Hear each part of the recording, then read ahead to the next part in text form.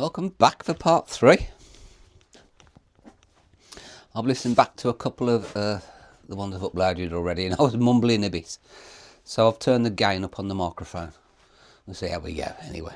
Right. So yes, where were we? Legs. So we've done the slab top. It's upstairs drying now. It's a bit too chilly down here. I want to make sure it cures properly. So it's in the hall. And I've sorted out the legs. So we've got, I think I told you the wrong length. I'm going for 36 inch high. So the plank top's 1.5 inch thick. So 34.5 for the leggers.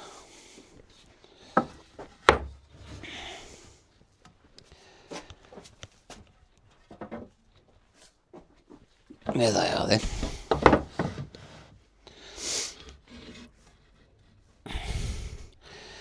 And I've thunked about it. I'm a patron of Rex Kruger, some of you may know. Good old Rex. And it's a cracking forum at the back end. Highly recommend it. And I asked the community what they thought, fixed or knocked down. And somebody made a very good point that although this is a starter bench, most people are going to be, hopefully, young coming to woodworking. I came to it quite late. And those of us who are more mature years have settled down, got mortgages, nearly paid them off in some cases. So we're quite settled. But the younger generation are very mobile, and they're also struggling to get on the housing market. So a lot of them are flat hopping. So having even though it's kind of furniture size, 5 foot by 2 foot, it's a regular table really, dining table, it will probably help to have it knocked down so they can get it in a car, on the trailer, or back of a bike or something, I don't know. So we go with that. So one of the reasons I don't have a plan is it's just an intellectual challenge. I love troubleshooting. I love solving problems or thinking about things. It's a hobby. Keeps my brain agile. So I did say we were going to have 3x2s laminated together for the stretchers. We ain't going to have enough. So I've had to rethink the design a little bit.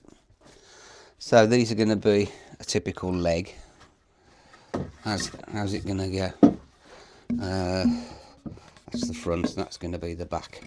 So they're going to get whacked on there like that. So we can have this L shape.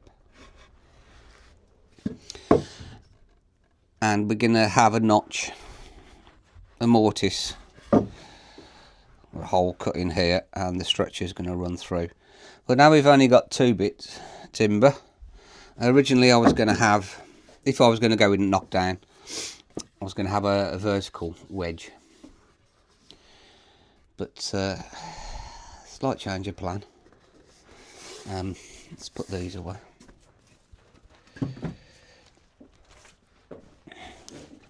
What I'll do, I mean, I've smoothed them up, I've cleaned them up, and I've selected some nice bits of timber for the legs. It's quite, when we make the legs, I'll talk about aesthetics. It's always nice to have the show faces being the best pieces of wood, and the less attractive ones hidden at the back. So we're going to use a locked dovetail like this. It's very you don't see it so often on modern bench builds, but you do. I've seen this design quite a few times in older woodworking books. So essentially this is going to be the leg, and the face of the will be locked in like this. So looking from the front of the bench, that's what you'll see, and this will be the outside. The inside, that's what you'll see. let's have a look at this joint then. So this is our old friend Scrappy, one of the worst bits of wood. I don't know if you remember this terrible joint we had, knot we had here. He's been sacrificed. So essentially it is a dovetail. So this is the lower piece, this is the top piece. So to separate them, there we go. So you remove the joint. This would be your stretcher. So just lift that up and slide it out. So very easy to build and assemble. Like so. Very nice.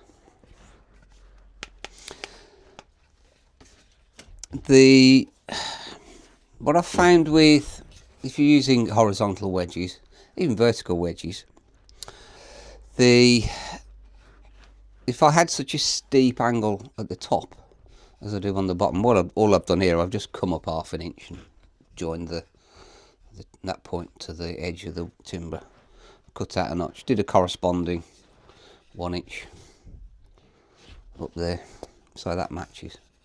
So that's quite a steep angle. What is that?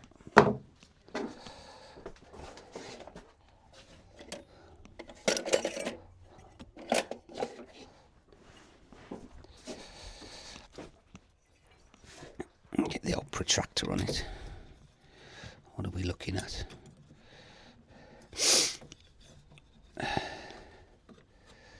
Lock that in. So that is, what are we got? 12 degrees. 90. No, 22 degrees.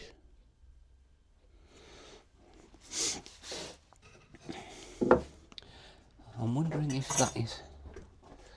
Got these Veritas dovetail jigs.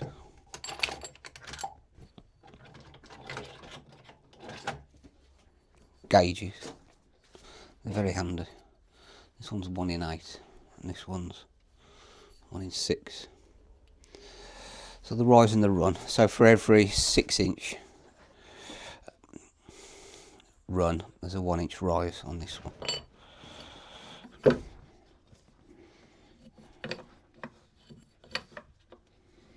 Yeah, it's more than that. So it's quite an aggressive angle. And if we had if we did the same angle at the top here, we'd have a very steep wedge. In my experience, I found they don't stain as well. There's slightest bit of movement and they do fall out. There's just not as much pressure there. So this angle here is 1 in 10. Which works out 5 degrees. So that's what we're going to shoot for. So a big locking, heavy angle down there, 22.5 degrees, 22 degrees did I say? This one much more gentle. And one of the other benefits of having a very gentle angle here is you get a very long wedge. So this end's quite easy, you've got plenty to whack on. If we had a very steep wedge, this face here would be very, very thin and we wouldn't have much wiggle room. What we want to be able to do is to have a hammer and to have a nice face, nice height on that edge. In fact, this could be even shorter to give us a more face edge to hit. But one of the things I've found, if we did it like this, so we can have our L-shaped. This is the only bit we've got to tap on here to remove the wedge. So if we had it too short, the tip of the wedge would be hiding behind the front face of the leg, and it'll be a bit difficult to get the hammer in there. So we'll see how we go. So that's what we're shooting for. The other important thing about your wedges, the stock for the the whole of the bench is generally spruce, which is quite soft. Your wedges need to be hardwood. So this is a bit of old kitchen worktop. There's the rest of it, which is about 36mm thick. I cut these from out of this. So I've got a nice 10-inch wide, nice thick chunky piece of hardwood, and measured 1 inch down, ripped it, and that ended up with a very long wedge, which I've shortened. So yes, always make sure you go for hardwood wedges. You do get, with softwood, you do actually get nice compression, and once it's locked in, it tends to stay in. Maybe once a year you might have to knock it back in. If you've got hardwood against hardwood, again, you're not going to get that wedging effect because there's not that much compression with two hard surfaces against each other. So the softwood with hardwood wedge, you do get a very good lock. So I hope that's made sense to you. My little aide de memoire.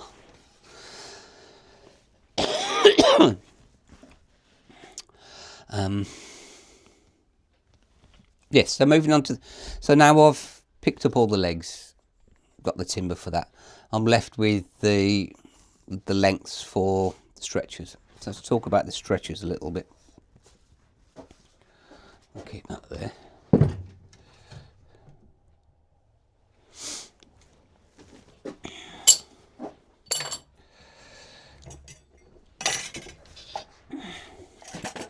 I'll show you my layout box one day, all my goodies in there.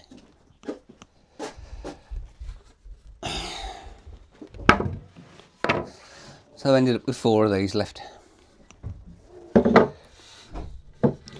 3 of them are very good, and I've already laminated 2 together, so they're drying upstairs. But this, which one is the offending article?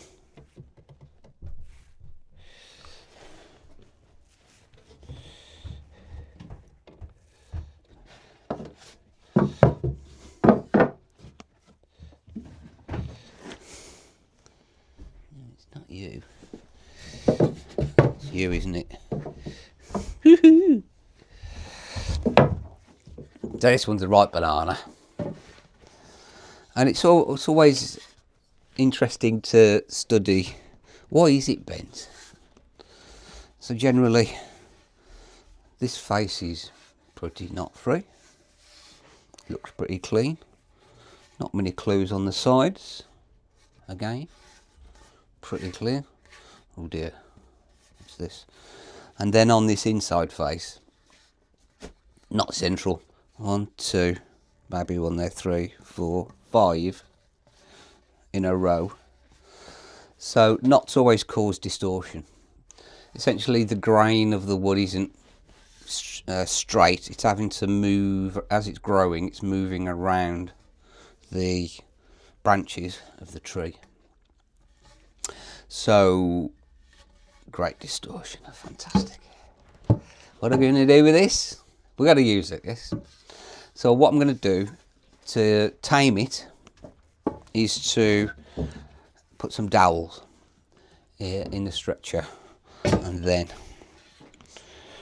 as we knock them in, we'll start at one end, and it will gradually straighten itself out.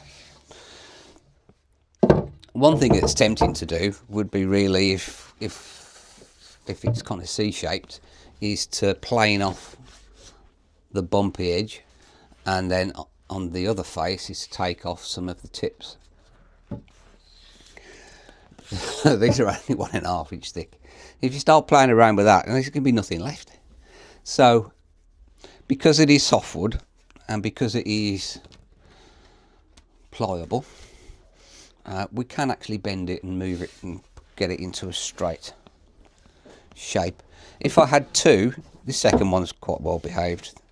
You can tell from this face there's not hardly any. There's 1 there, and there's 1 at the end. Knots on these faces. So this has come from lower down in the tree. You generally, if you look at a tree, a lot of branches at the top. So there'll be a lot more knots. Lower down, the branches have generally fell off and the tree was smaller then. So you don't tend to get such big knots.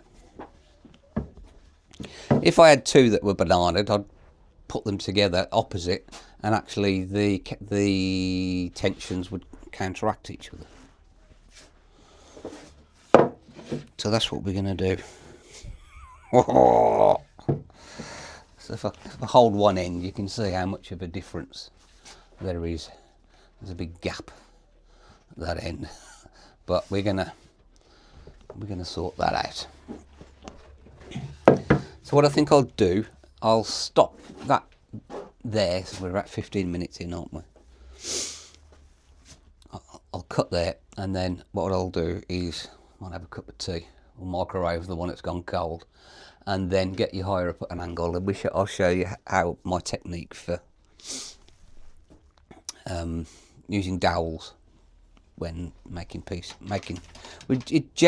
making shapes.